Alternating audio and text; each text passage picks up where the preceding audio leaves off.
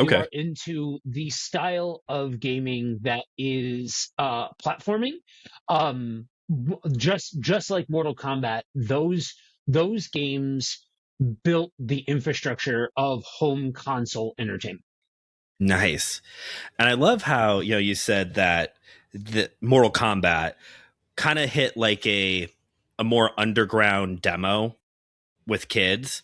And yet this game, even though it was maybe a little bit more niche in the market, made such a political impact and is one of the main reasons why we have the video game rating system that we do now. Because in case you've never played a Mortal Kombat game, you will see spines. Heads will be coming off. You will be launching people. Didn't you have to put in like a cheat code to get the blood to show up? It was one of the In consoles. There was a cheat code. Yeah, so there's a lot of back and forth with ratings and censorship and all of that sort of stuff. Like for the video game world, Mortal Kombat really is the one that brought that conversation to the forefront because they didn't hold back. And when the home console market really started to explode, it was a front runner for pack-in titles and these underground sensations and all of that sort of stuff that they wanted to making it such a flagship title meant that you were backing this game that chose to not play by the rules, that chose to be gory and show the effects and all of that sort of stuff. And so, in a response to that, one of the versions of the original home console games has no blood, but they worked in a cheat that if you put it in, you turned on all of the gore anyway. Love that.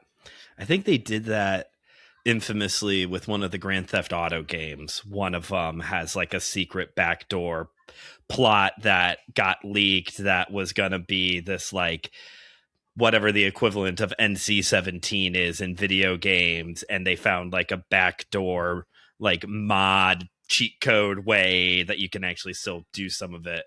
Um, Yeah. so you said a moment ago that with Mortal Kombat, the lore showed up later. Because I think when people think of these kinds of games, even with Street Fighter, especially some of the earlier ones, that when they think of these games, it's just mindless violence for the sake of mindless violence fun. We're just beating each other up on a limited screen. So what is the lore? If for those who don't know, like what is the actual like what is going on here other than some kind of death tournament thing? Well, you have to break the lore of Mortal Kombat up into eras in order to make it all make sense. Because really, what it started off was um, let's make a beat 'em up with next to no money that really capitalizes on the arcade environment, and then how do we port this over onto the home consoles. So it's a lot of palette swap ninjas. It's the exact same character model, just color swapped. And you had dialogue scenes or text scenes after you beat the game with each character that basically gave a a um a, a continuation of their story.